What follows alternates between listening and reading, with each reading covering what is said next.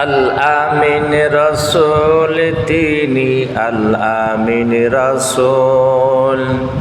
রাসূলুল্লাহ সাল্লাল্লাহু আলাইহি ওয়াসাল্লাম নবুয়ত প্রাপ্তির আগে কাফের মুশরিক ইহুদি সবাই নবীজিকে আল আমিন সত্যবাদী এবং বিশ্বাসী বলে উপহার দিয়েছিল।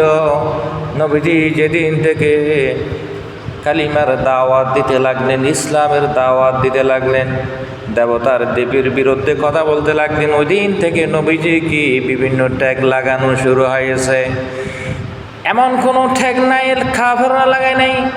নবীজিকে তারা পাগল বলেছে, নবীজিকে তারা জাদুকর পর্যন্ত বলেছে।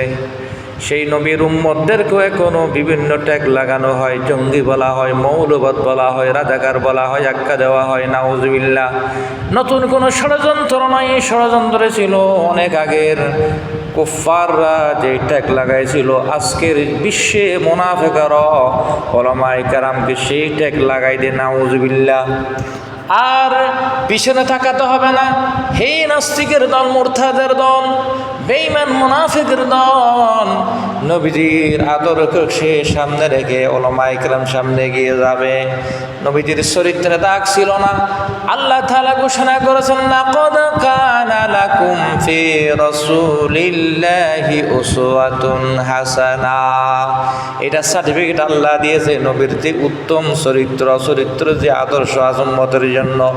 আল্লাহ তাআলার জায়গা বলেন, ইন্নাকা লাআলা খুলুকিন আযীম, নিশ্চয় আপনি মহান চরিত্রের অধিকারী।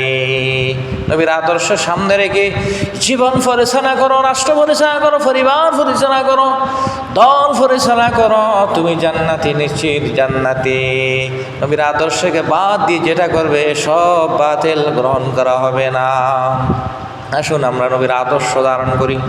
নবীজি সাল্লাল্লাহু আলাইহি সাল্লামকে কত কিছু না তারা বলেছে, কিন্তু নবীজিকে দামিয়ে রাখতে পারেন নাই।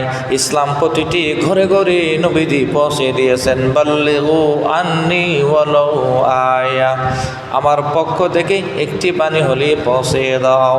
এই ইমানদার নবীর উম্মতারা, নবীর দামান ধরো, নবীর আদর্শ ধরো, নবীর কথা মানো, নবীর কথার উপর জীবন দাও, সফলতা কামিয়াবি আসবে ইনশাআল্লাহ।